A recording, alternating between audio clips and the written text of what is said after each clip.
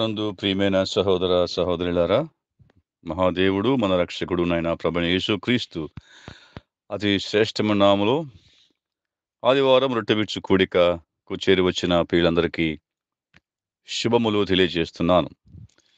ఆదివారం ప్రభు యొక్క పునరుద్ధాన దినమని ఎరిగి, ఆయనను ప్రేమించి, ఆయన ఆజ్ఞను అనుసరించి, క్రీస్తు యేసు అమూల్యమైన నిర్దోషమైన గొర్రెపిల్ల వంటి రక్తము చేత విమోచించబడిన ప్రజలముగా, ఆరాధికులముగా ఆయన సన్నిధికి చేరి వచ్చి, మన ఆరాధన సంఘముగా మన తండ్రి అయిన దేవునికి ప్రభువైన యేసుక్రీస్తు ద్వారా మనం అర్పిస్తున్నాం.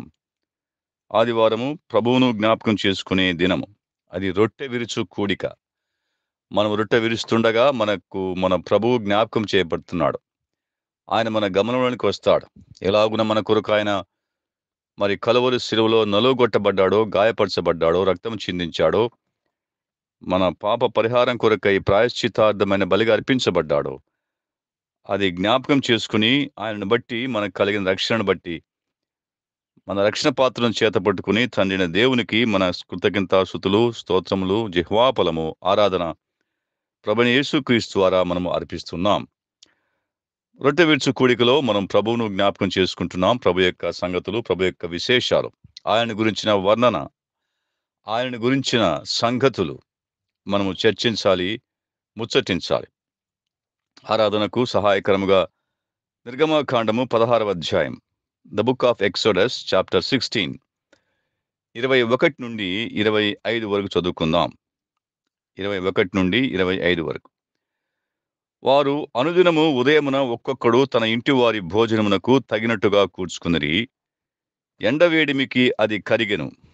6వ దినమున వారు ఒక్కొక్కనికి 2 ఓమెరుల చొప్పున 2 ఆహారము కూర్చుకున్నప్పుడు సమాజం యొక్క అధికారులందరూ వచ్చి అది మోషేకు తెలిపిరి. అందుకు అతడు, యెహోవా చెప్పిన మాట ఇది, రేపు విశ్రాంతి దినము, అది యెహోవాకు పరిశుద్ధమైన విశ్రాంతి దినము. మీరు కాల్చుకొనవలసినది కాల్చుకొనుడి, మీరు వండుకొనవలసినది వండుకొనుడి. ఉదయం వరకు మిగిలినదంతయు మీ కొరకు ఉంచుకొనుడని వారితో చెప్పెను.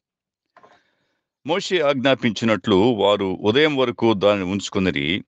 అది కంపు కొట్టలేదు, దానికి పురుగు పట్టలేదు. మోషే, నేడు దాని తినుడి, నేటి దినము యెహోవాకు విశ్రాంతి దినము, నేడు అది బయట దొరకదు. అరణ్య యాత్రలో దేవుని ప్రజలైన, విమోచించబడిన దేవుని ప్రజలైన ఇశ్రాయేలీయులు వారి బలహీనతను బట్టి, అవిశ్వాసాన్ని బట్టి అరణ్యంలో సణిగారు. ఏలీమునకును సీనాయికి మధ్య ఉన్న సీను అరణ్యములో వారు ఆ మోషే అహరోనుల మీద సణిగారు. ఆ సమాజమంతా సణిగారు.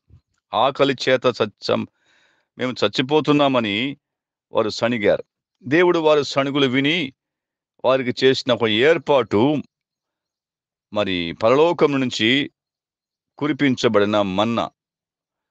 ఉదయమున సాయంకాలము పూరేడులు, ఉదయమున మన్నా వారికి కురిపించాడు.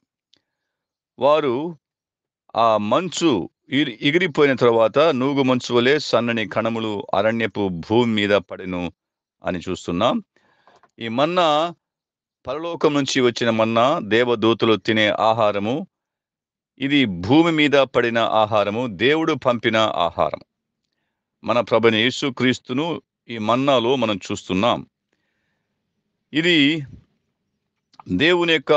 దేవుడు మనుషులకు ఏర్పాటు చేసిన ఆహారం. మానవ జాతికి, లోకానికి దేవుడు ఏర్పాటు చేసిన పరలోక ఆహారము, జీవాహారము, నిత్య జీవాహారము అని లేఖనాలలో మనం చూస్తున్నాం. అది వారు కూర్చుకున్నారు. 23వ వచనంలో చివరి భాగంలో, ఉదయం వరకు మిగిలినంతయు మీ కొరకు ఉంచుకొనుడని చెప్పెను. మోషే ఆజ్ఞాపించినట్లు వారు ఉదయం వరకు దాన్ని ఉంచుకుని, అది కంపు కొట్టలేదు, దానికి పురుగు పట్టలేదు అన్నాడు. ఈ మన్నా యొక్క విశేషం ఏంటంటే, ఉదయం వరకు వారు ఉంచుకున్నారు. అది విశ్రాంతి దినము మాత్రమే. అంతకుముందు వారు ఎక్కువగా కూర్చుకొనగా అది పురుగు పట్టి కంపు కొట్టెను 20వ వచనంలో. అయితే వారు మోషే మాట వినక కొందరు ఉదయం వరకు దానిలో కొంచెం మిగుల్చుకొనగా అది పురుగు పట్టి కంపు కొట్టెను. కానీ విశ్రాంతి దినమున వారు యెహోవా ఆజ్ఞాపించినట్లుగా వారు దానిని ఉదయం వరకు ఉంచుకొనిరి, కానీ అది కంపు కొట్టలేదు, దానికి పురుగు పట్టలేదు. అది కంపు కొట్టలేదు. విశ్రాంతి దినమున వారు కూర్చుకున్నారు. ఆహ్, హ్మ్.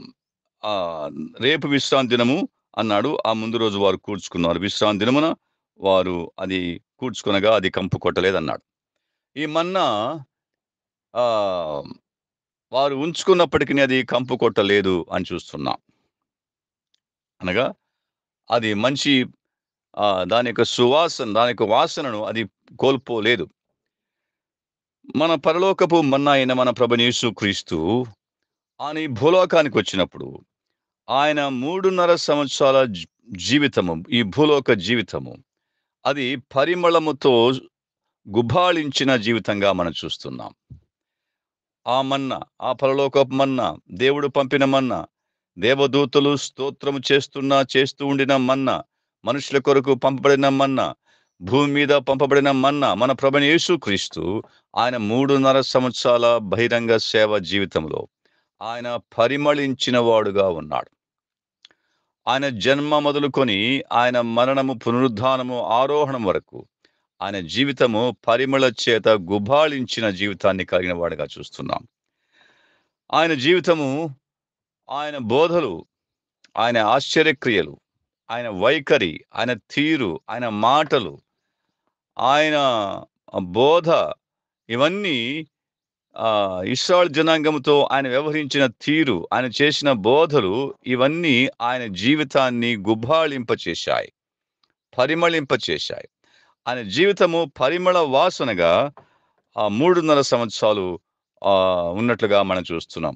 అంత మాత్రమే కాదు, ఆయన శిలువలో మరణించి సమాధి చేయబడి తిరిగి లేచి ఆరోహణమై వెళ్ళిపోయిన తర్వాత నేటి వరకు 2000 సంవత్సరాలుగా మన ప్రభువైన యేసుక్రీస్తు ఆ పరమ మన్నాను గురించిన జీవిత విశేషాలు, ఆయన నిత్యత్వము, ఆయన ఆయన మానవత్వము, ఆయన శిలువ మరణము, పునరుద్ధానము, ఆరోహణము, రెండవ రెండవ పునరాగమనము, ఇవన్నీ లోకమంతటా ప్రచురించబడుతుండగా, ఆయనను గూర్చిన ఈ సంగతులు వివరించబడుతుండగా, ఇవన్నీ గుబాళింపు చేసినట్లుగా, పరిమళము వ్యాపించినట్లుగా ఈ 2000 సంవత్సరాలుగా మనం చూస్తున్నాం. ఈ 2000 సంవత్సరాలు మాత్రమే కాదు, కానీ ఆయన రెండవ రాకడ వచ్చేంత వరకు లోకమంతటా ఆయనను గూర్చిన పరిమళము గుబాళిస్తుంది.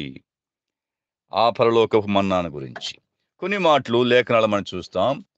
పరమగీతములలో పరమగీతములు 1వ అధ్యాయంలో, 1వ పరమగీతము 3వ వచనం చూద్దాం. పరమగీతములు 1:3 నీవు పూసుకొను పరిమళ తైలము సువాసన గలది, నీ పేరు పోయబడిన పరిమళ తైలముతో అని అంటుంది షూలమితి. సొలొమోను యొక్క పరిమళాన్ని షూలమితి వర్ణిస్తుంది. నీవు పూసుకొను పరిమళ తైలము సువాసన గలది. ఎంత మధురమైనది! యేసుక్రీస్తు ఆయన పూసుకొను పరిమళ తైలం అన్నాడు. వాస్తవానికి ఆయన దేవుడై ఉండి ఈ లోకానికి నరుడుగా వచ్చాడు. ఆయన శరీరాన్ని ధరించాడు. ఆయన శరీరధారిగా ఈ లోకానికి వచ్చినప్పుడు, దేవుడుగా ఆయన ఉన్నప్పుడు, పరలోకములో ఆయన ఉన్నప్పుడు, ఆయన గురించి లోకానికి అంతగా పరిచయం లేదు. కానీ ఆయన పూసుకున్న పరిమళ తైలము ఈ లోకానికి శరీరధారిగా వచ్చినప్పుడు, శరీరాన్ని ధరించి లోకంలో ఆయన జీవించినప్పుడు, ఆ పరిమళ తైలము అనగా ఆయన ధరించిన ఆ యొక్క శరీరము, ఆ శరీరములో ఆయన నివసించిన రీతి, ఆ శరీరములో ఆయన ప్రవర్తించిన రీతి, ఆ శరీరధారిగా ఆయన మన కొరకు చేసిన ప్రాయశ్చిత్తార్థమైన బలి అంతా ఆయన పూసుకున్నట్లుగా, దైవత్వంలో నుంచి మానవత్వాన్ని ఆయన దేవుడుగా ఉండి మానవుడుగా ఆయన లోకానికి జన్మించినప్పుడు, దిగి వచ్చినప్పుడు ఆ పరిమళ తైలము అది సువాసన గలది. రెండవది, నీ పేరు పోయబడిన పరిమళ తైలముతో సమానమన్నాడు. ఆయన పేరు పరిమళ తైలముతో, పోయబడిన పరిమళ తైలము అంటే సీసాలో ఉన్నది కాదు. సీసాలో ఉంచి తీసి పోయబడితే కిందికి బయటికి పోయబడితే అది ఎంత గుబాళిస్తుంది. ఆయన పేరు ఆ 300 సంవత్సరాలలో ఎంతగా గుబాళించింది. ఈ 2000 పైగా సంవత్సరాలుగా ఎంత గుబాళిస్తుంది. అది పరిమళ తైలముతో సమానం. ఎందుకనగా ఆయన పేరు యేసు అనగా తన ప్రజలను వారి పాపముల నుండి ఆయనే రక్షించును గనక ఆయనకు యేసు అని పేరు పెట్టుదువు. ఎంతమంది జీవితాలను గుబాళింపచేసింది. ఆ పరిమళ తైలము గల పేరు, పోయబడిన పేరు, పోయబడిన పరిమళ తైలము. ఆ పేరును బట్టి ఆయన గుబాళించాడు. గుబాళిస్తున్నాడు లోకమంతటా. ఆహ్, 13వ వచనం చూద్దాం. పరమగీతము 1:13. నా ప్రియుడు నా రొమ్మున నుండు గోపరసమంత సువాసన గలవాడు. నా ప్రియుడు నా రొమ్మున ఉన్న గోపరసమంతా మర్ అని అంటారు. గోపరసము. అలాగే 14 కూడా కర్పూర పూగుత్తులతో సమానుడు. నాకు నా ప్రియుడు ఏన్గది ద్రాక్షవనములోని కర్పూర పూగుత్తులతో సమానుడు అన్నాడు. గోపరసమంతా సమానుడు, కర్పూరపు పూగుత్తులతో సమానుడు. మిర్ అండ్ క్యాంఫర్, ఇవి రెండు సువాసన గలవి, పరిమళాన్ని వ్యాపింపచేసి. ఆయన ప్రియుడు మన ప్రభువైన యేసుక్రీస్తు ఆ పరలోకపు మన్నా, పరలోకం నుంచి దిగి వచ్చిన మన్నా, తండ్రి పంపిన మన్నా, భూమి మీదకి వచ్చిన మన్నా, దేవదూతలు భుజించిన ఆహారమైన మన్నా ఈ లోకానికి వచ్చినప్పుడు ఆయన జీవితము పరిమళ తైలము సువాసన గలది. పోయబడిన పరిమళ తైలము, గోపరసమంతా సువాసన గలవాడు. ఆయన కర్పూర పూగుత్తులతో సమానుడు అని అక్కడ వర్ణించబడింది. ఆయన జీవితము మరి ఆపాద మస్తకము, ఆ జీవితము పరిమళ తైలముతో పరిమళించినట్లుగా, గుబాళించినట్లుగా మనం చూస్తున్నాం. అలాగే కీర్తన గ్రంథంలో the book of psalms psalms 45 45వ కీర్తన, కోర కుమార్ రాసిన కీర్తనలో ప్రేమను గూర్చిన కీర్తన రాస్తున్నారు. కీర్తన 45:8 సామ్ 45:8 నీ వస్త్రములెల్లా గోపరస వాసనే, అగరు వాసనే, లవంగి పట్ట వాసనే అని అంటున్నారు కోర కుమారు.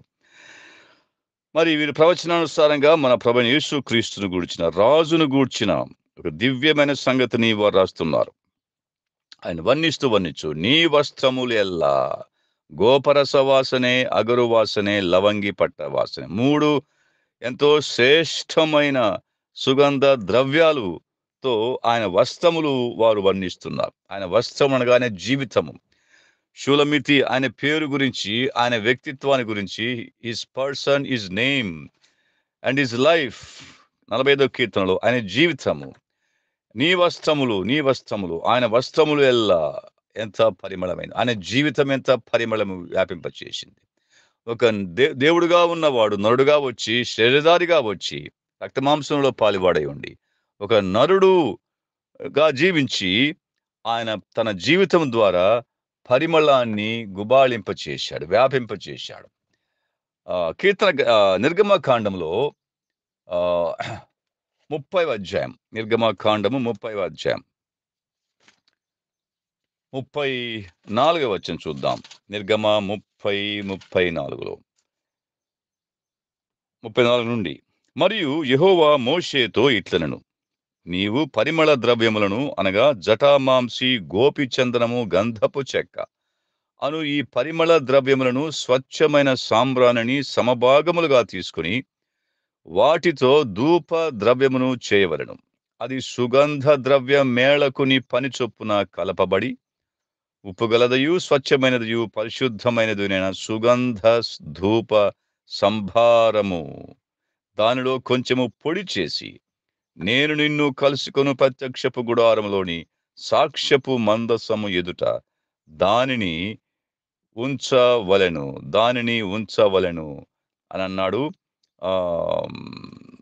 అది మీకు అతి పరిశుద్ధముగా ఉండవలెను. నీవు చేయవలసిన ఆ ధూప ద్రవ్యమును దాని మేళనము చొప్పున మీ నిమిత్తము మీరు చేసుకొనకూడదు.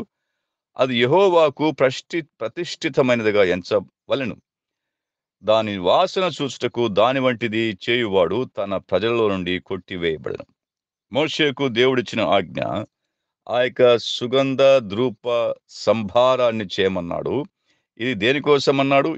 అది యెహోవాకు ప్రతిష్ఠితమైనదిగా ఎంచవలెనన్నాడు. యెహోవాకు ప్రతిష్ఠితమైనది. అది యెహోవాకు ప్రతిష్ఠించబడింది. ఆ సుగంధ ధూప సంభారము. అవును. మన ప్రభువైన యేసుక్రీస్తు ఆయన యెహోవాకు ప్రతిష్ఠించబడినవాడు.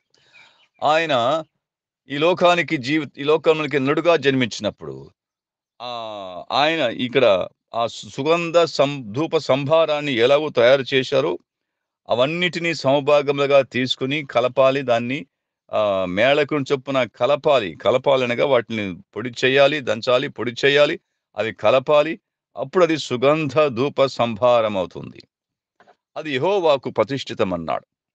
యేసు ప్రభు యొక్క జీవితము, ఈ 3.5 సంవత్సరాల జీవితము, లేక ఆయన జన్మ, మరణ, పునరుద్ధానాలు, ఆయన జీవితము దేవునికి అది ఎంతో సువాసననిచ్చింది. తండ్రికెంతో సువాసన ఇచ్చింది. తండ్రి ఆయన జీవితాన్ని ఆఘ్రానించి ఆయన సంబరపడ్డాడు, సంతోషించాడు. తండ్రి చిత్తము చొప్పున లోకానికి వచ్చినవాడు, తండ్రి ఆజ్ఞకు విధేయుడై ఈ లోకంలో జీవించినవాడు. గెత్సేమనే తోటలో నా చిత్తము కాదు నీ చిత్తమే సిద్ధించునుగాక అని తండ్రి చిత్తానికి లోబడి విధేయుడై అఘోరమైన, కఠినమైన, క్రూరమైన శిలువ మరణానికి తాను అప్పగించుకున్నాడు. యెహోవాకు ప్రతిష్ఠితుడుగా, అనగా యెహోవా సంకల్పించిన రక్షణ కార్యానికి తన్ను ఏర్పాటు చేయబడిన వాడిగా, వధకు తేబడిన వాడుగా, వధకు నిర్ణయించబడిన వాడుగా, ప్రాయశ్చిత్తార్థమైన బలికి నిర్ణయించబడిన వాడుగా, ఉత్సవ బలి పశువుగా నిర్ణయించబడిన వాడుగా ఆయన తన జీవితాన్ని అప్పగించుకున్నటు ద్వారా ఆయన విధేయతను బట్టి, ఆయన అర్పణను బట్టి, అప్పగించుకోవటం బట్టి ఆయన తండ్రికి ఎంతో ఆయన సువాసన గలవాడుగా మనం చూస్తున్నాం. యెహోవాకు అది ప్రతిష్ఠితము. మన ప్రభువైన యేసుక్రీస్తు యొక్క జీవితము అది పరిమళము చేత గుబాళించింది. ఆయన జీవితము, ఆయన యొక్క పేరు, ఆయన జీవితము, ఆయన యొక్క వస్త్రములు అన్నాడు, జీవితం అన్నాడు. ఆయన యొక్క అర్పణ అది పరిమళాన్ని వ్యాపింపచేసిందిగా చూస్తున్నాం. అది యెహోవాకు ప్రతిష్ఠితమైనదిగా ఎంచవలెను. దాని వాసన చూచుటకు దాని వంటిది చేయువాడు తన ప్రజల్లో నుండి కొట్టివేయబడను. దాని వంటిది ఎవరు చేయకూడదు. మోషే చేయాలి. మోషే ఆజ్ఞాపించినట్టుగా అది చెయ్యాలి. అది చేయబడాలి. ఎవరు చేయాలో దానిని చెయ్యాలి.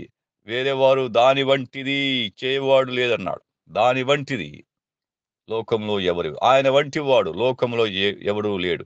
ఆ సుగంధ ధూప ద్రవ్యము వంటి సంభారము, సుగంధ ధూప సంభారము నువ్వు పోలినది మరొకటి లోకములో లేనట్లుగా ఈ లోకములో యేసు ప్రభు, మన ప్రభువైన యేసుక్రీస్తు ఆ పరలోకపు మన్నా, ఆ సుగంధ పరిమళాలు వెదజల్లిన వాడుగా ఉన్న మన ప్రభువైన యేసుక్రీస్తు, ఆయన జన్మ, ఆయన జీవితము, ఆయన శిలువ మరణము, ఆయన పునరుద్ధానము, ఆయన ఆరోహణము వంటి వాడు కలిగిన వాడు లోకంలో ఎవడూ లేడు. ఆయన వంటి వాడు లేడు. ఆయన వలె పరిమళాన్ని వెదజల్లిన వాడు లేడు. ఆయన వలె పరిమళ జీవిత సౌరభము కలిగిన వాడు లోకములో లేడు అని మనం జ్ఞాపకం చేయబడుతున్నాం. లేవియ కాండము 8వ అధ్యాయంలో, the book of Leviticus chapter 8 verse 21. 8:21. The book of Leviticus chapter 8:21. అతడు దాని ఆంత్రమును కాళ్లను నీళ్లతో కడిగి ఆ పొట్టేలంతయు బలిపీఠం మీద దహించెను. యెహోవా మోషేకు ఆజ్ఞాపించినట్లు అది ఇంపైన సువాసన గల దహన బలి అయెను. అది యెహోవాకు హోమము అన్నాడు. ఆ బలి పశువుని గురించి మాట్లాడుతున్నాడు. అది దహించబడింది. బలిపీఠం మీద దహించబడింది. అది యెహోవాకు ఇంపైన సువాసన గల దహన బలి అని అన్నాడు. అది యెహోవాకు హోమము అన్నాడు. సువాసన గల దహన బలి. మన ప్రభువైన యేసుక్రీస్తు ఆయన పరిమళ జీవితము గలవాడు. ఆయన బలిగా ఆ కలువరి శిలువలో, గొల్గొతా కొండ మీద, ఆ శిలువ పైన క్రూరంగా, నిర్దాక్షిణ్యంగా, అక్రమంగా ఆయన వధించబడి, హింసించబడి, శ్రమ పెట్టబడి, తన దేహాన్ని మన కొరకు అప్పగించుకొని, రక్తమంతా కార్చి, దహించబడినట్లుగా, సంపూర్ణంగా దహించబడినట్లుగా ఆ శిలువలో ఆయన మరణించాడు. అది ఇంపైన సువాసన గల దహన బలి ఆయన. ఆ సువాసన ఫ్రాగ్రెన్స్ అదెంతో సువాసన గలది. యేసు ప్రభు యొక్క జీవితము, ఆయన శిలువ మరణము తండ్రికి ఎంతో సువాసన కలిగింది. ఆ పరలోకపు మన్నా, పరలోకము నుండి దిగి వచ్చిన మన్నా, దేవుడు పంపిన మన్నా, ఈ భూమి మీద పడిన మన్నా, అది కాల్చబడింది. అది వారు తినుటకు యోగ్యముగా అయ్యేందుకు గాను అది కాల్చబడినట్లుగా మనం చూశాం. ఆ దహనబలిగా అది అర్పించబడినప్పుడు అది యెహోవాకు ఇంపైన సువాసన గల దహనబలి ఆయన. యేసు ప్రభు యొక్క జీవితము మానవ జాతికి పరిమళాన్నిచ్చింది. పరలోకపు తండ్రికి కూడా అది సువాసనను గుబాళించింది. పరలోకం నుంచి దిగి వచ్చిన ఆ మన్నా ఈ లోకంలో పడినప్పుడు, లేక వచ్చినప్పుడు, ఈ లోకములో ఉన్నంత కాలము ఉన్నప్పుడు ఆ సువాసన లోకమంతటా వ్యాపించింది. పరలోకానికి గూడా వ్యాపించింది. ఆ సువాసనను లోకము ఆఘ్రానించింది. కానీ అనేకులు అంగీకరించకపోయినా ఆ లోకము ఆ సువాసన పరిమళం వ్యాపించింది. కానీ పరలోకం ఆ సువాసనను ఆఘ్రానించింది, ఆస్వాదించింది. తండ్రి ఆ సువాసన ఆఘ్రానించి ఆస్వాదించాడు. తన ప్రియ కుమారుడు, రొమ్మునున్న కుమారుడు, అద్వితీయ కుమారుడు తన నిమిత్తమై తన ఆజ్ఞను నెరవేర్చి, తన చిత్తాన్ని నెరవేర్చుట కొరకై పంపబడినప్పుడు సంపూర్ణంగా తనకు విధేయుడై ఆ శిలువలో దహన బలిగా తను తాను అప్పగించుకున్న విధానమును బట్టి తండ్రి ఆ యొక్క బలిని, ఆ దహన బలి ఇంపైన సువాసనగా తండ్రి ఆఘ్రానించి దానిని ఆస్వాదించాడు. దహనబలి ఆయను అది యెహోవాకు హోమము అని చూస్తున్నాం. అవును, మన ప్రభువైన యేసు క్రీస్తు యొక్క ఈ భూలోక జీవితము, మరి ముఖ్యంగా ఆయన శిలువ మరణము, ఆయన పడిన శ్రమలు, ఆయన పడిన వేదనలు, అవన్నీ తండ్రికి సువాసనగా ఉన్నట్లుగా నమ్మిన మనకు ఆయన దహన బలి అది మనకు ఎంతో ప్రీతికరమైనది, ఎంతో సువాసనకరమైనది, ఎంతో పరిమళాన్ని ఇచ్చేది. మత్తయి సువార్త 2వ అధ్యాయంలో మత్తయి సువార్త 2వ అధ్యాయము 10, 11 వచనాలు. ఆయన జన్మించినప్పుడు తూర్పు దేశపు జ్ఞానులు వచ్చారు. వారు వచ్చి వారిచ్చిన వస్తువులలో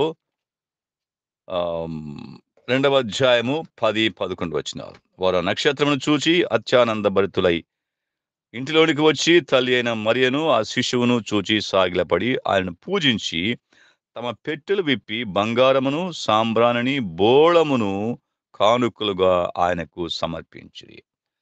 ఆ తూర్పు దేశపు జ్ఞానులు ప్రభువైన యేసుక్రీస్తు యొక్క పుట్టుక, ఆయన మరణము, పునరుద్ధానం గురించిన మరి సంగతులు ఎరిగిన వారై, ప్రవచనానుసారంగా ఆత్మచేత బోధించబడిన వారై ఆ శిశువును వారు పూజించడానికి వచ్చారు. దాదాపుగా 2 సంవత్సరాల వయసు గల శిశువును, ఇంటిలో ఉన్న శిశువును చూచి వారు ఏమర్పించారు? వారు పూజించారు, సాగిలపడ్డారు, పూజించారు.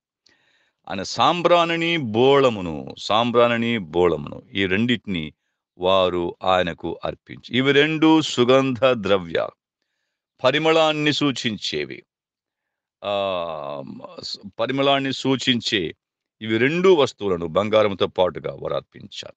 అనగా ఆయన జీవితము పరిమళముతో కూడిన జీవితం, పరిమళాన్ని గుబాళించే జీవితము వారిని ముందుగా ఎరిగి వారు ఆయనకు వాటిని అర్పించారు.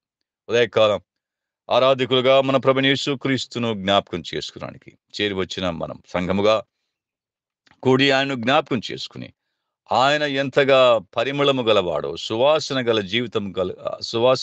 జీవితాన్ని జీవించాడో, ఆయన జీవితము ఏ విధంగా లోకమంతటా పరిమళము గుబాళించిందో, ఆయన వ్యక్తిత్వము, ఆయన బోధలు, ఆయన క్రియలు, ఆయన ఆశ్చర్య కార్యాలు ఆయన యొక్క శిలువ మరణ పునరుద్ధానాలు, తద్వారా నమ్మిన పాపికి కలిగే రక్షణ భాగ్యము, ఇవన్నీ మనము జ్ఞాపకం చేసుకున్నప్పుడు, వీటిని బట్టి ఆయన లోకమంతటా ఆయన సువాసన గలవాడుగా, పరిమళము గలవాడుగా, పరిమళ జీవిత సౌరభము గలవాడుగా మనం జ్ఞాపకం చేసుకుని, ఆయనను బట్టి మన తండ్రి దేవునికి మన ఆరాధన అర్పించబద్దులమై ఉన్నాం.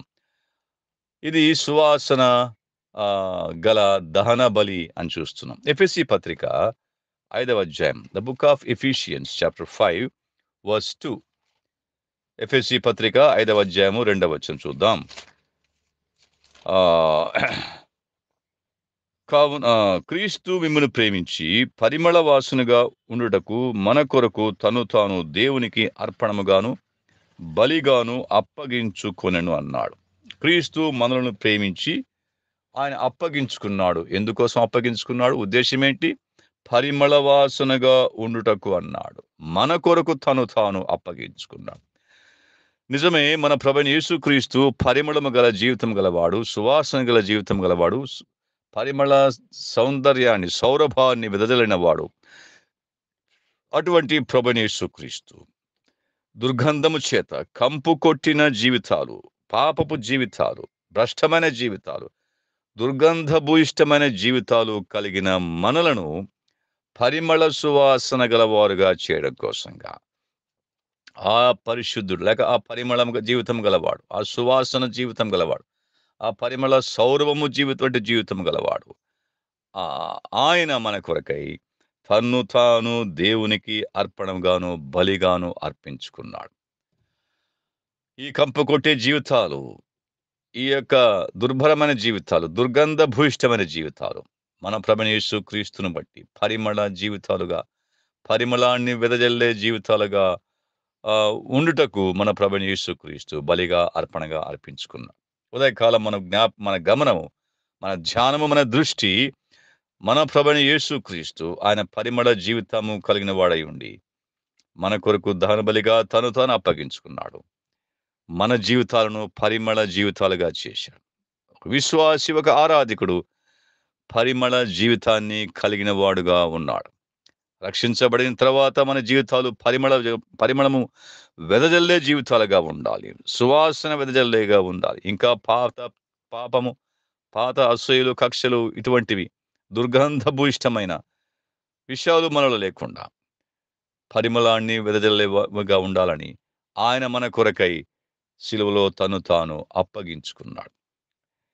మన ప్రభు ఆయన పరిమళ జీవిత సౌరభము కలిగిన వాడుగా ఉండి దుర్గంధ భూయిష్టమైన జీవితాలు కలిగిన, కంపు కొట్టే జీవితాలు కలిగిన మనలను ఆ దుర్గంధాన్ని తీసివేసి పరిమళ జీవితము గలవారిగా చేయడం కోసంగా ఆయన ఎలాగూ మన కొరకై తను తాను శిలువలో బలిగాను అర్పణగాను అర్పించుకున్నాడో మనం జ్ఞాపకం చేసుకుని మన ఆరాధన తనైన దేవునికి అర్పించబద్దులమై ఉన్నాం. యోహాను సువార్త 12వ అధ్యాయం, జాన్స్ గాస్పెల్ చాప్టర్ 12. యోహాను సువార్త 12వ అధ్యాయంలో బేతనీయులో అక్కడ జరిగిన విందులో మనం చూస్తున్నాం. అక్కడ మార్త ఉపచారం, బేతనీకు పస్కా పండుగకు 6 దినముల ముందుగా వచ్చెను. అక్కడ వారు ఆయనకు విందు చేసిరి. ఆ విందులో ఉన్నప్పుడు జరిగిన సంఘటన మనం చూస్తున్నాం. అప్పుడు 3వ వచనంలో, జాన్స్ గాస్పెల్ చాప్టర్ 12 వర్స్ 3, అప్పుడు మరియ మిక్కిలి విలువ గల అచ్చ జటామాంసి అత్తరు ఒక సేరునర ఎత్తు తీసుకుని యేసు పాదములకు పూసి తన తల వెంట్రుకలతో ఆయన పాదములు తుడిచెను. ఇల్లు ఆ అత్తరు వాసనతో నిండెను. ఆరాధన మందిరముగా మార్చబడింది ఆ గృహం. అది ఆ గృహములో విందు జరిగింది గాని ఆ విందును వారు ఆరగిస్తున్నారు, విందును ఆస్వాదిస్తున్నారు. కానీ ఇంతలో మరియ వచ్చింది. ఆమె అచ్చ జటామాంసి అత్తరు తీసుకుని వచ్చి దానిని పగులగొట్టి యేసు పాదములకు పూయగా ఆ ఇల్లు అత్తరు వాసనతో నిండెను.